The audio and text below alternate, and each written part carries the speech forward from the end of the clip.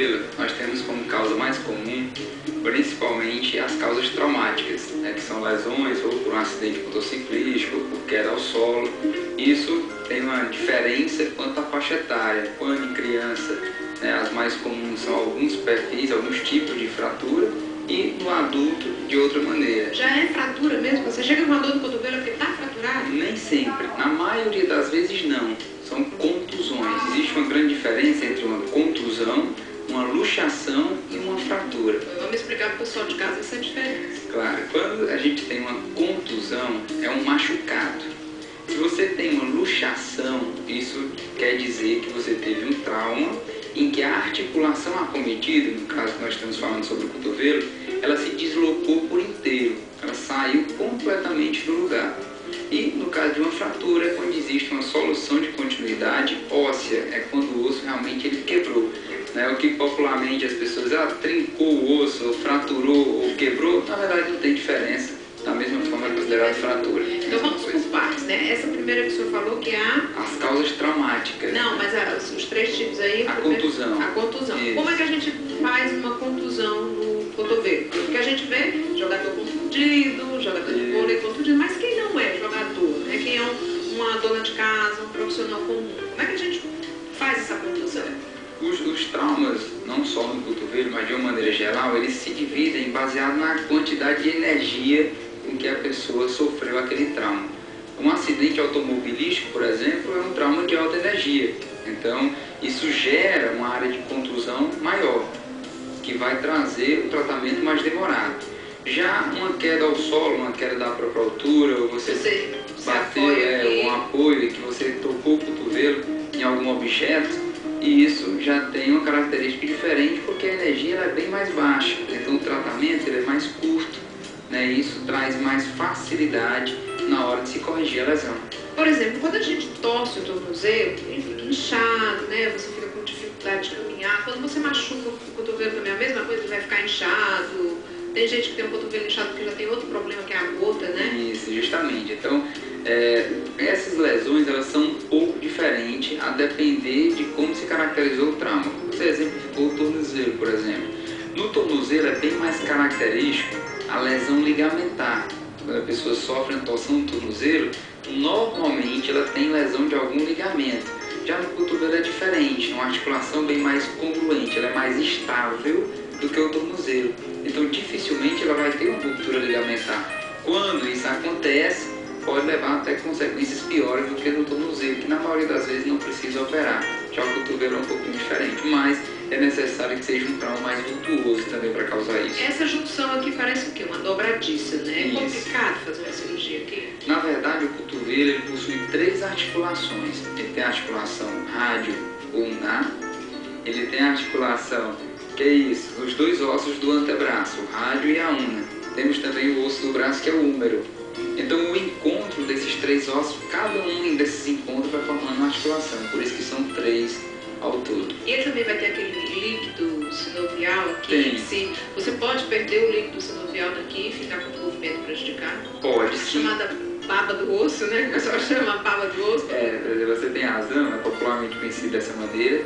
No cotovelo é bem menos frequente do que nas demais articulações. O comum de você ter, digamos assim, uma diminuição desse líquido articular é o que gera uma artrose. Na verdade, é a artrose que traz essa diminuição de líquido articular. E a artrose é mais comum em articulação de carga, como o joelho, como o quadril. No cotovelo é bem menos comum. Quando acontece esse tipo de desgaste, ou é por alguma doença inflamatória, como artrite reumatoide, por exemplo, ou uma sequela de fratura, que é o primeiro tema que nós iniciamos aqui comentando. O doutor atual, o doutor Eudes, que vieram em ocasiões...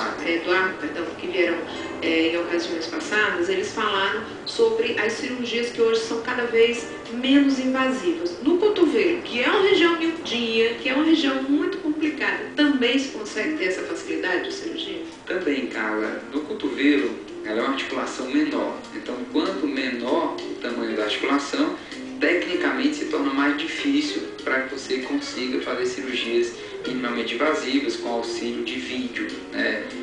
Que são as cirurgias em que a gente chama de artroscopias. Então no ombro, uma articulação um pouco maior, você tem uma facilidade, no joelho da mesma forma, Já no cotovelo, no punho, nas articulações da mão, tecnicamente elas são mais difíceis, mas as indicações elas também são mais restritas, é um número menor de doenças que tem essas indicações. E aí acaba que você tem uma frequência dessas cirurgias bem diminuída. Mas existe a indicação sim, pode ser feita algumas cirurgias minimamente invasivas ou que não tem um corte cirúrgico, uma incisão cirúrgica, também pode ser feita. Se não for um trauma, uma luxação ou uma fratura, né? O que é que pode trazer de problema aqui nessa região do cotovelo? Olha, a causa mais comum de procura do paciente a um consultório médico, de um especialista na área de ombro e cotovelo, das doenças relacionadas ao cotovelo, é uma doença que nós denominamos de epicondilite. Epicondilite é uma inflamação normalmente na parte mais lateral, na parte de fora do cotovelo, que a pessoa tem dor. Aqui? Isso mesmo. Que a pessoa tem dor ao fazer movimentos no punho e na mão, como segurando você o microfone. Mexendo aqui. Se eu segurasse o microfone e tivesse epicondilite, eu estaria com uma dor no cotovelo. Justamente, na face lateral do cotovelo. É uma doença que chama muita atenção, principalmente porque ela é de difícil tratamento.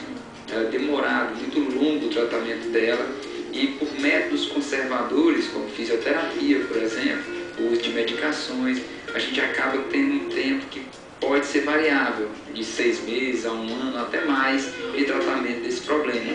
E ele é extremamente incômodo, porque você imagina uma pessoa que trabalha na profissão de faxineira, em que usa constantemente o membro superior. Quando está acometida por uma inflamação como essa, fica difícil ela fazer repouso. Ela vai estar sempre usando a articulação. E o repouso para até em casa ela vai ter que usar a articulação. Até em casa. Então. Me diga uma coisa, doutor. Às vezes ela confunde. A minha mão é que está fazendo o meu cotovelo doer. Ela chega achando que o problema é na mão ou no ombro, quando na verdade é no cotovelo. Existem algumas pessoas, principalmente mulheres, que têm uma facilidade de ter doenças inflamatórias no corpo como um todo, mas o membro superior em especial. E pode estar associado sim, uma doença no ombro, no cotovelo, no punho, nos tendões que fazem o movimento dos dedos, e ela não consegue distinguir muito bem qual é o local exato que começa e o que termina. Porque dói tudo. Porque na verdade dói tudo. Quando é muito específico, né, como essa doença que a gente tem comentado aqui, a epicondilite lateral, que é um ponto da face lateral do cotovelo que é doloroso, e a gente consegue, baseado no nosso exame clínico do paciente, nós conseguimos definir com mais clareza que realmente é esse o problema que está acometendo o paciente. E quais são os exames que se faz para detectar isso? Olha, o principal exame que você realmente consegue ter uma clareza maior da lesão e da gravidade da lesão é a ressonância magnética. A ressonância magnética ela traz... O raio-x é um exame essencial em qualquer alteração óssea. Sempre que você vai fazer uma ultrassonografia, uma ressonância magnética, a radiografia ela deve fazer parte, porque ela mostra para você a anatomia óssea. Então o osso ela é melhor demonstrado pela radiografia. A parte muscular, tendinosa, ligamentar é que é melhor demonstrada por a ressonância magnética. Então a radiografia ela tem o seu valor em qualquer esfera, desde as causas traumáticas às causas inflamatórias. O doutor falou aqui a respeito das empregadas domésticas, né, que trabalham bastante com essa região. Mas, por exemplo, quem trabalha com computador, quem trabalha no escritório, quem digita muito, quem já sofreu de leve, pode sofrer alguma lesão também na região do cotovelo? Isso, cara, assim, mais a título de curiosidade. Quando essa doença ela foi descrita como uma doença no cotovelo do tenista. Só que hoje o que a gente... O cotovelo de tenista é uma coisa muito chique, né? Muito chique, né, na descrição da doença. Só que o que a gente observa é que nos dias atuais, né, quem pratica a atividade do tênis, eles têm as técnicas corretas de se praticar a atividade, em que normalmente só tem essa lesão quem não consegue, digamos assim, executar de uma maneira adequada, né, ou praticar o esporte de uma maneira adequada. Então a maioria das pessoas que tem lesão no cotovelo não são porque não estão usando a técnica certa, ou então né? Se são é porque estão com alguma dificuldade na hora da prática, na realização do ato de jogar. Mas a grande maioria são pessoas que trabalham usando o membro superior, e tem sido muito frequente em decorrência do uso do computador ou de atividades que envolvam os membros, não obrigatoriamente atividades esportivas, mas até mesmo atividades do lar, que podem vir a desencadear esse problema. Mas assim, só para reiterar, não é todo mundo que pratica atividade, ou não é todo mundo que usa o computador que vai ter essa lesão. A pessoa ela precisa ter uma predisposição para ter. Certo. Essas doenças essa doença que eu citei aqui, a gota, ela vai influenciar de alguma forma nessa articulação, nos ossos aqui, que pode prejudicar no futuro? Olha, a gota, ela é uma doença de envolvimento no seu início, principalmente gravitacional. O que eu estou querendo dizer com isso? Ela normalmente se inicia pelos membros inferiores. Então, desde a articulação do dedão do pé, aí vai tornozelo, joelho, então é uma doença meio que gravitacional. Então, para ela chegar no cotovelo, você tem que ter perdido o controle dela. Mas existem outras anormalidades relacionadas à gota que nós denominamos de tofos gotosos, que são aqueles nódulos ou caroços que a gente encontra no cotovelo. E aí, esse sim tem a ver com a deposição dos cristais, né, que geram a doença gota, no caso, cristais de ácido úrico, principalmente, que vão estar depositados nessa região do cotovelo. Aí isso sim tem a ver, os tofos, não obrigatoriamente a doença gotosa articular. Tá, pra gente encerrar, eu vou passar o telefone. Preste atenção, já pegue lápis e papel aí pra você anotar o telefone do doutor Clodoaldo, que eu vou já passar. Aquele choquezinho que a gente tem às vezes ao tocar o cotovelo, vai trazer algum prejuízo? Não, esse choque, nós temos a inervação do cotovelo, tem um nervo denominado nervo ulnar, que ele passa na parte posterior, na parte de trás do cotovelo.